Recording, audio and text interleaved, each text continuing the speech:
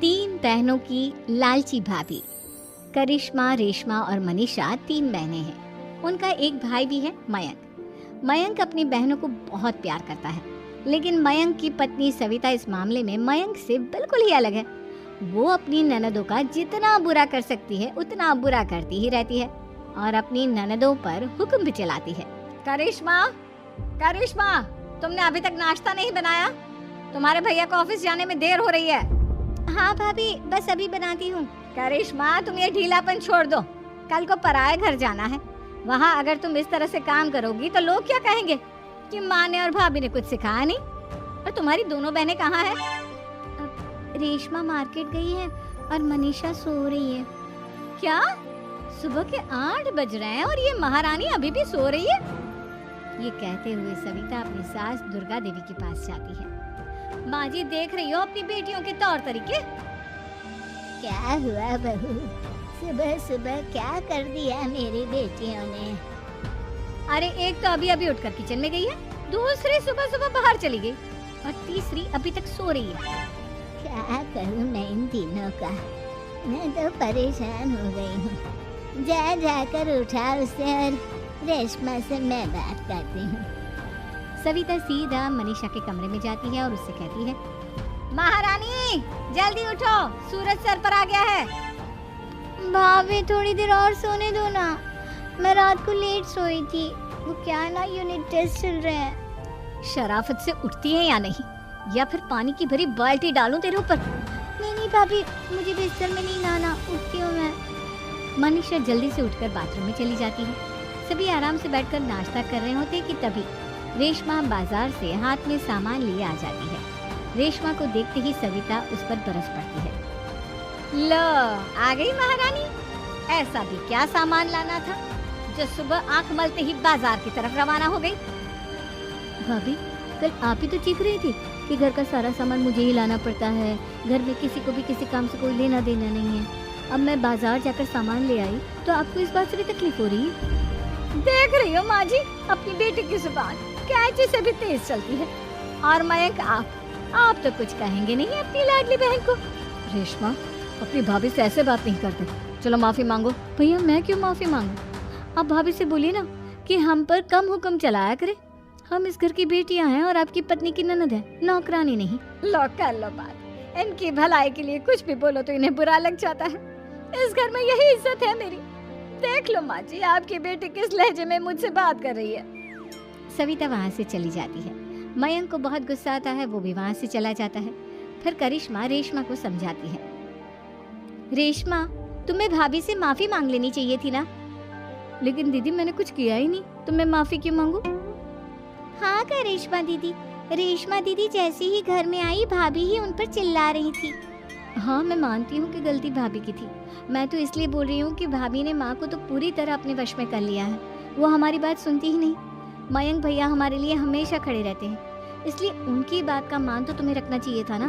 कोई फायदा नहीं दीदी, कुछ दिनों की बात और है, भाभी उन्हें भी हमारे खिलाफ भड़का देंगी। फिर वो भी माँ की तरह हमारी किसी बात का विश्वास नहीं करेंगे। इसी तरह सविता अपनी तीनों ननदों को किसी न किसी बात पर परेशान करती रहती थी। एक दिन मयंक अपनी तीनों बहनों के लिए गिफ्ट लाया। करिश्मा, ये तुम्हारे लिए हार का सेट। रेशमा, तुम्हारे लिए सुंदर सी ड्रेस। और मनीषा, तुम्हें किताबें पसंद है ना, तुम्हारे लिए किताबें लाया हूँ। थैंक यू भैया। थैंक यू भैया। थैंक यू भैया। करिश्मा, तुम्हारा नेकलेस कितना सुंदर है, ये भैया कहाँ से ले आए होंगे? मैंने भैया को 3 दिन पहले फोन पर ये डिजाइन दिखाया था और आज भैया ये ले आए। सविता तो अपनी ननदों के गिफ्ट्स देखकर जल गई और करिश्मा का नेकलेस तो उसे भी बहुत पसंद आया था। अपनी बहनों के लिए कितना अच्छा नेकलेस लेकर आए हैं, मुझे कभी कोई गिफ्ट नहीं दिया।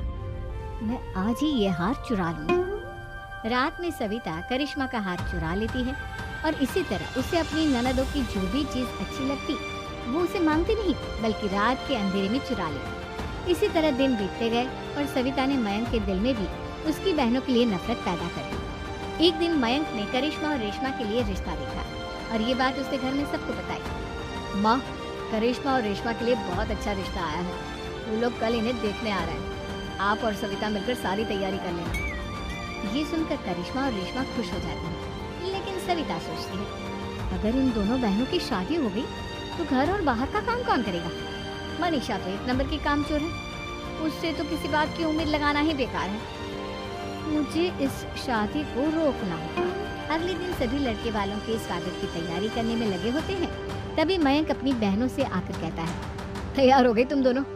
देखो दोनों लड़के बहुत अच्छे हैं, मैं कोई कसर नहीं छोड़ना चाहता, इसलिए तुम उनके सामने अच्छे से बिहेव करना और अपनी भाभी से लड़ने मत लग जाना। करिश्मा, तुम वो नेकलेस पहन लो ना जो मैं तुम्हारे लिए लाया था। भैया मैं बहुत देर से वो नेकलेस ढूंढ रही हूँ, लेकिन मुझे मिल ही नहीं रहा। क्या तुमने नेकलेस खो दिया? तुम्हें पता भी है वो कितना महंगा था? तुम कोई काम ढंग से नहीं कर सकती। मयंक गुस्से में वहाँ से चला जाता है। थोड़ी देर बाद लड़के वाले भी आ जाते हैं। वो दोनों बहनों को पसंद कर लेते हैं और रिश्ता पक्का हो जाता है। लेकिन सविता के दिमाग में तो कुछ और ही खिचड़ी पक रही थी। वो पंडित जी के पास करिश्मा की कुंडली लेकर जाती है और उन्हें पैसे देकर करिश्मा की कुंडली बदलवा देती है। जब लड़के वालों के पास करिश्मा की कुंडली जाती है तो वो दुर्गा को फोन करते हैं। बहन जी, हमने करिश्मा की कुंडली अपने पंडित जी को दिखाई थी। आपकी बेटी की कुंडली नहीं बल्कि दोषों का पिटारा है। देखिए, मैं और मेरे पति इन सब बातों में बहुत विश्वास करते हैं, इसलिए हम आपकी बेटी से अपने बेटे की शादी नहीं करा सकते। इस तरह करिश्मा का रिश्ता टूट जाता है और सभी घर वालों को बहुत दुख होता है।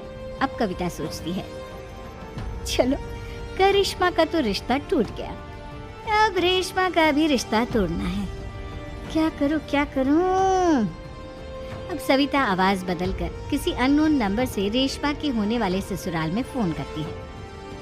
हेलो, मैं कौन हूँ कौन नहीं ये आपके लिए जानना जरूरी नहीं, बस इतना सुन लो कि रेशमा का 2 साल से किसी के साथ अफेयर चल रहा है। बस रेशमा का रिश्ता तोड़वाने के लिए सविता का इतना कहना काफी था। अब रेशमा का भी रिश्ता टूट गया। मयंक और दुर्गा देवी ने रेशमा को खूब खरी खोटी सुनाई और उससे बार बार उस लड़के के बारे में पूछने लगे। आप दोनों मुझे क्यों परेशान कर रहे हो? अरे कोई लड़का होगा मेरी लाइफ में तो मैं बताऊंगी ना, जब कोई है ही नहीं तो कहाँ से लाऊं मैं कोई लड़का? तो तेरे होने वाले ससुराल वालों को फोन किसने किया था? माँ, मैं नहीं जानती किसने फोन किया था, मैं सच कह रही हूँ। मैं तो पहले ही कह रही थी इसकी लगाम खींच कर रखो, लेकिन मेरी सुनता ही कौन है? आप चुप रहिए भाभी, ये सब आपका ही किया धरा है। अब तीनों बहनों को विश्वास हो जाता है कि ये सब उनकी भाभी ही कर रही है। तीनों बहनें अपनी भाभी को सबक सिखाने के लिए एक वकील कर लेती है और घर में हिस्सा मांगती। देखो भैया, माँ बाप की जायदाद में जितना बेटों का हक होता है उतना ही बेटियों का, इसलिए इस घर के 4 हिस्से होंगे और हमें अपना हिस्सा चाहिए। मैंने तुम्हारे लिए क्या क्या नहीं किया और तुम इस घर में हिस्सा मांग रही हो? भैया, आप और माँ हम बहनों की कोई बात नहीं सुनते हो और भाभी हमारी शादी नहीं होने देगी क्योंकि उन्हें लगता है कि आप हमारी शादी में ज्यादा पैसा लगाओगे और उन्हें हम जैसी फ्री की नौकरानी कहाँ मिलेगी। तो हम भाभी के साथ तो रह नहीं सकते, हम बहनों को अपना हिस्सा चाहिए। अरे तुम्हें शर्म आनी चाहिए अपने भाभी पर ऐसा इल्जाम लगाते हुए, वो तुम्हारे बारे में कितना सोचती है। हाँ माँ, भाभी हमारे बारे में बहुत सोचती है, दिन रात बस यही सोचती रहती है कि किस तरह से अपनी तीनों ननदों को परेशान करूं और कभी मुझे पढ़ने भी नहीं देती। दोनों बहनों का रिश्ता भी तो इन्होंने ही तोड़वाया है और रात में हमारे कमरे में आकर हमारी चीजें भी चुराती हैं। इसी तरह सविता की तीनों ननदें अपनी बात पर अड़ी रही। अब कोर्ट में तारीख भी शुरू हो गई। जब सविता को लगा कि उसकी तीनों ननद इतनी आसानी से नहीं मानने वाली, तो उसने अपने पति और सास को सारी सच्चाई बता दी और अपनी तीनों ननद से माफी मांगी। मयंक और दुर्गा को भी अपनी गलती का एहसास हो गया। अब सविता खुद करिश्मा और रेशमा के लिए अच्छा रिश्ता ढूंढती है और उनकी शादी करवाती है। एक गाल में बसे कहानियों का राज, हर शब्द में छुपा एक नया सफर। आंधियों में बनी तकदीर की बातें, बीती रातों में जागता रैप की बर्बादियां।